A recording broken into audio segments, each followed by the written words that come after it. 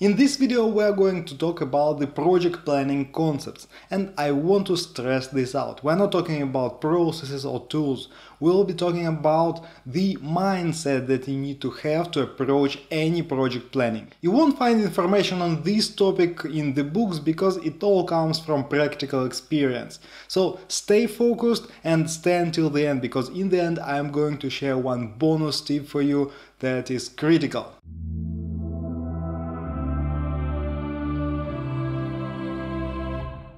Without further ado, we'll jump right into the first concept. And you need to understand that project plan is not only about schedule or budget. Actually, you develop a project management plan, which includes all knowledge domains like stakeholder management, communications, quality, procurement, and human resource management. So that's why focusing only on the project management triangle is the first step to failure, because you need to understand that other knowledge domains will actually produce additional scope, which will produce additional budget and will require additional time to implement. For example, quite often we forget to include considerations from stakeholder management and communication management into our plan.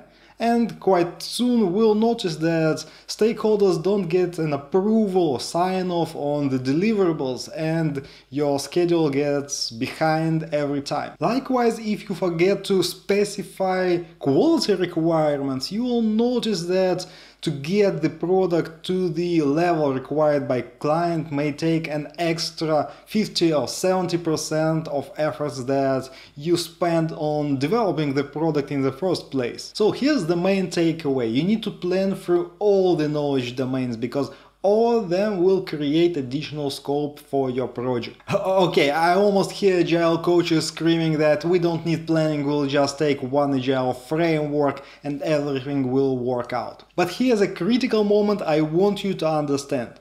Even to select a framework like Scrum or Kanban, you still need to do some level of planning to make an educated decision that this framework will work for the given project and given environment. And this leads us to the second planning concept, and as Eisenhower put it, planning is everything, plan is nothing. You need to understand that the goal of planning is not to create a formal plan that clients will sign and you will have your back covered. If you approach it this way, your plan will quickly become a useless and outdated piece of documentation that no one reads again. The real goal of project planning is to simulate the project workflow in your mind.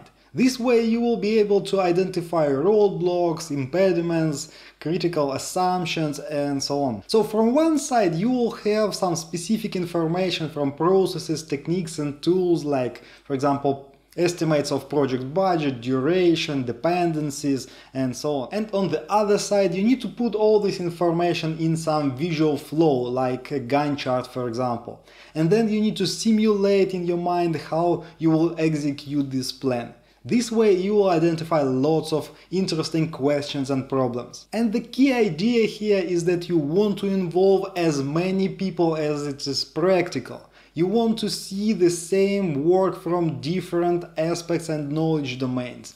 You want to include quality assurance engineers, you want to include people who will actually do the work, you may want to include other project managers who did similar projects. All these people will provide their expertise and insights on the work that your project team needs to do. And quite often you will together identify additional scope of work, and you need to include it into your project and estimate the budget and duration for it. And this leads us to the third planning concept, and it's called planning fallacy. And the idea is quite simple here. We as human beings are bad at planning. And you have two options here. Either you will try to fight against the nature and try to create a very robust and rigid plan that will survive the changes of the project, but you will fail. Or the second option, you will take into consideration these specifics of our nature and will plan accordingly. And on top of that, human beings have absence blindness. And it means that it's hard for us to think about and plan the things that we didn't experience before. So to overcome these flaws of human beings, I suggest 4 steps. First of all, you want to include as many people as possible into the planning process because they will share experience. Second, you need to start using risk management activities as much as possible. You want to cover all uncertainties and ambiguities with risk response plans. By the way, if you don't understand risk management yet, I will leave you a link in the description, check it after this video. Third step is to add natural slack between deliverables and maybe between tasks. Don't make your schedule tight like to the hour. People don't switch from one task to another in an instant. They need some time before that. And in general, when you finished one deliverable and switch to the next one, there is some transitional period with administrative and management stuff that usually is not on our plan. And the last point here is that you need to question all the time the estimates that your people provide, but you should never try to reduce them based on your experience. Because when people provide estimates, they try to hide their uncertainties, ambiguity, or the things that they don't understand behind the estimates. And you want to ensure that they are transparent. You want to name all these ambiguities. And this naturally leads us to the fourth planning concept, and it says that your project plan should be flexible. And here we have two completely different aspects that contribute to this mindset. From one side, your project success is not a single point, it's a range of results. On one side of the success spectrum, you barely provided the acceptable results. But on the other, you have wowed your clients and provided some tremendous results that are beyond their expectations. And you have multiple of points in between. That's why you should be flexible and agile. Depending on the circumstances and environment that you work in, you should be able to adjust your project plan to hit into one of the points on this spectrum. On the other hand, your project plan should be flexible enough to take a hit from the reality. So if something goes wrong, you shouldn't be adjusting your project plan all the time. And it boils down to always thinking in terms of 2 points estimates, in the range of estimates. You'll say that we can finish the project from this day to this day with 95% certainty. For sure, if you finish the work faster, you will deliver a result as soon as possible, and it's a critical moment in building trust with your clients.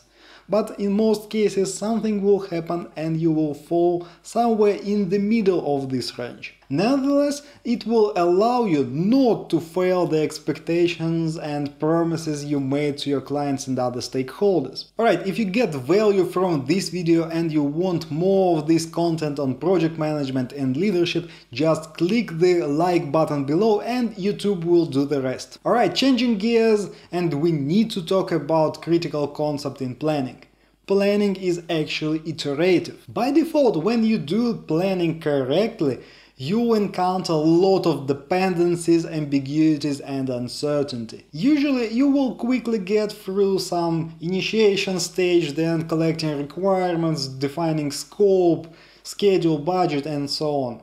But you shouldn't stop here, because at this level it's a first draft. Ideally, at this very point you need to get back to the project charter and ensure that what you planned so far is actually aligned with the business need of the project. Then you will still have some list of assumptions and uncertainties, and you will convert them into risk activities, into risk response plans. Again, at this point you need to iterate back and see if you still within the constraints of the project, that you are still aligned with the business need. And you need to check whether you introduced new risks in the process. And usually at this point you need to renegotiate the project scope or increase budget or maybe move the deadline of the project. And this will again require to reiterate through the whole project to ensure that you are aligned with the new constraints. Also, sometimes you'll have a critical assumption that can impact the whole project, and right at the planning phase you will want to verify it. And if you are wrong or correct about this assumption, you still need to reiterate through the whole project. And last point, and it purely comes from experience. When you show your final, very final draft of the project plan to your team, I can guarantee that they will find some flaws or provide last-minute updates to you that will require to change the plan again. So the main takeaway here is to never settle with the first draft of your project plan.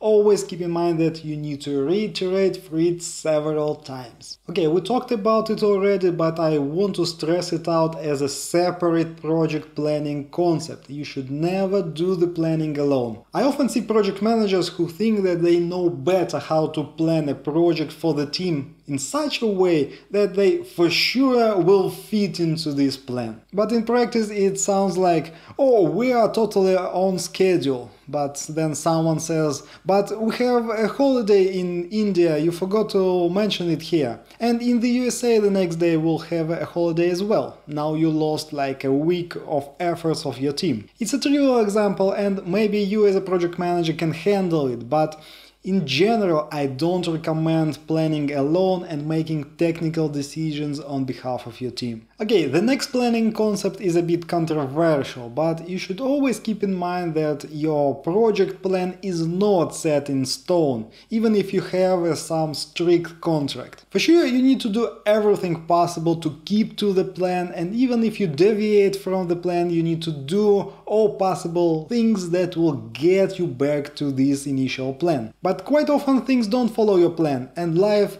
adds some surprises to the mix. You should be self-aware when things are getting really wrong and there is no way you can get back to the plan. At this point you need to escalate the problem, even if it will result in unpleasant conversations and blaming or something else, but you need to notify your clients and customers that you need to make a change to the plan. And here's the catch, you need to notify your clients as early as possible, because this way it's much easier to make adjustments to the plans of your project and all other activities that happen based on the results of your project. No matter how strict your contract is, no matter how harsh your clients are, you should always keep in mind that clients are more interested in the success of the project and the results that you need to deliver than in the failure. And project success is not one point, it's a range of results, so they will be happy